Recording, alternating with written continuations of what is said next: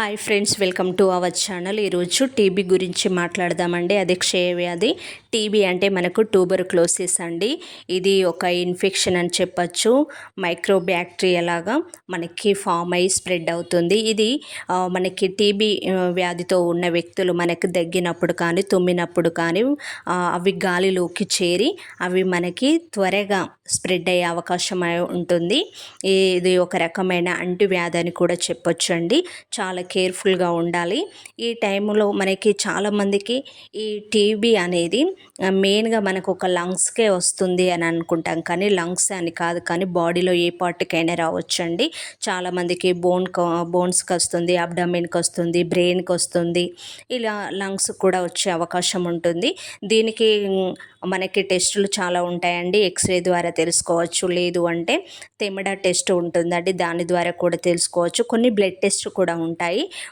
ఆ ఇన్వెస్టిగేషన్ ద్వారా కూడా మనలో స్ప్రెడ్ అయింది అనేది ఈజీగా మనము రిపోర్ట్ ద్వారా తెలుసుకోవడానికి అవకాశం ఉంటుంది. దీనిలో మనకి ఏ విధంగా వచ్చింది అనేది మనం తెలుసుకోవాలన్న వాటి లక్షణాలు ఏంటి అనేది మనం తెలుసుకోవడానికి ప్రయత్నం చేద్దాం. మెయిన్గా మనకి టీబీ అనేది అటాక్ అయినప్పుడు ఏ విధంగా ఉంటుందంటే బరువు తగ్గడం ఉంటుంది, ఆకలి కూడా తగ్గిపోతుంది, కంటిన్యూషన్గా మనకు కాఫ్ అనేది వస్తుంది. ఎక్కువ నైట్ టైంలో మాత్రం రావడం కూడా మనం చూస్తూ ఉంటాము.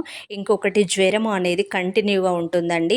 ఫీవర్ అనేది బయట కనబడకపోయినా కూడా లో ఫీవర్ అంటాం కదా, ఆ విధంగా రావడం కానీ, చెమటలు పుట్టడం కానీ, కొందరికైతే వామిటింగ్ చేసుకున్నప్పుడు, లేదు అంటే మామూలుగా కాఫ్తో పాటుగా బ్లడ్ పడడం అనేది ఉంటుంది. మోషన్లో కూడా బ్లడ్ పడే అవకాశం కూడా ఉంటుంది. ఇలాంటి లక్షణాలు అనేది మనం చూస్తూ ఉంటాము. సో ఇలాంటి టైంలో మనము తీసుకోవలసిన జాగ్రత్తలు మట్టుకైతే చూస్తే మెయిన్గా మనమైతే హాస్పిటల్కి వెళ్ళాల్సిందే అండి. ట్రీట్మెంట్ అయితే తీసుకోవాలి. తీసుకున్న తర్వాత కూడా మనము ఇంటికి వచ్చినాక కూడా మనం ఏ విధంగా ఉండాలి, మనం అంటే మెయిన్గా మనకు ఫేస్ మాస్క్ అండి, ఒక మాస్క్ అయితే మనం పెట్టుకోవాలి. అది ఎందుకు అంటే ఇంట్లో ఉన్నప్పుడు మన పిల్లలు కానీ, వైఫ్ కానీ, ఓల్డ్ ఏజ్ వాళ్ళు కానీ, హార్ట్ ప్రాబ్లం ఉన్న వాళ్ళు, కిడ్నీ ప్రాబ్లం ఉన్న వాళ్ళు, లేదంటే చిన్న పిల్లలు కానీ, వాళ్ళకి ఇమ్యూనిటీ పవర్ అనేది తక్కువగా ఉంటుంది. సో అలాంటి టైంలో వాళ్ళకు స్ప్రెడ్ కాకుండా చూసుకోవాలి. ఎక్కువ ఇంట్లో మనకు వెంటిలేషన్ ఉండాలి.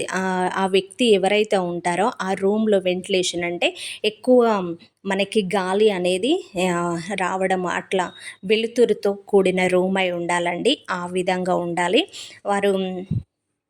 అదేవిధంగా వారు వాడుతున్న వాష్రూమ్స్ కూడా మనం వాడడము, లేదంటే గ్లాస్ కానీ ప్లేట్ కానీ వాళ్ళు వాడడం వల్ల స్ప్రెడ్ అవుతుందనే అపోహ మాత్రం తీసేయండి.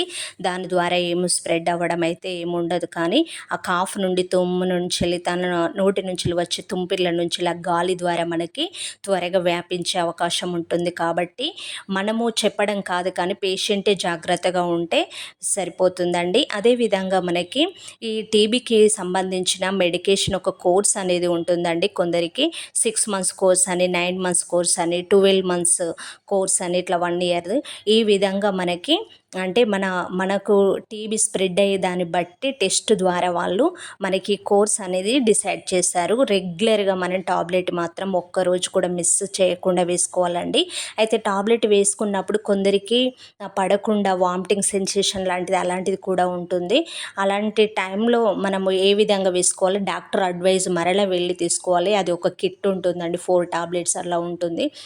సో దాంతోపాటు ఇంకా వేరే టాబ్లెట్స్ కూడా మనకి ఇమ్యూనిటీ పవర్ పెంచేటివి కూడా ఉంటుంది. దాంతోపాటు మనం ఖచ్చితంగా ప్రోటీన్ డైట్, మంచి బలమైన తిండి మాత్రం తీసుకోవాలండి. ఎందుకంటే టీబీలో ఉన్నప్పుడు రోగనిరోధక శక్తి అనేది తగ్గిపోయి ఆటోమేటిక్గా మన బాడీలో వాటర్ కంటెంట్ లెవెల్ అనేది తగ్గిపోవడము, దాంతోపాటు మనకు ఫుడ్ అనేది లేకుండా ఉండి అలసిపోయి చెమటలు పుట్టి ఇంకా ఆ విధంగా టైర్డ్ అయిపోయి ఉంటాం. కాబట్టి ఖచ్చితంగా మనం ప్రోటీన్ ఫుడ్ అయితే ఖచ్చితంగా రెగ్యులర్గా తీసుకోవడానికి ట్రై చేయాలండి. మరలా ఇంకొకటి ఫాలో అప్, మనం ఖచ్చితంగా డాక్టర్ దగ్గరికి వెళ్ళి మరలా చెకప్ చేసుకుంటూ కంటిన్యూషన్గా వెళ్ళడం మాత్రం మర్చిపోకూడదు. తను ఉండే రూమ్ కూడా ఎప్పటికప్పుడు క్లీన్గా ఉంచుకోవాలండి. బయటికి వెళ్ళినప్పుడు కానీ ఇంట్లో ఉన్నా కూడా మాస్క్ కానీ కర్చీఫ్ కానీ వాడడం చాలా బెటర్ అండి. మన నుంచి ఇంకొకరికి స్ప్రెడ్ కాకుండా కూడా చూసుకోవచ్చు.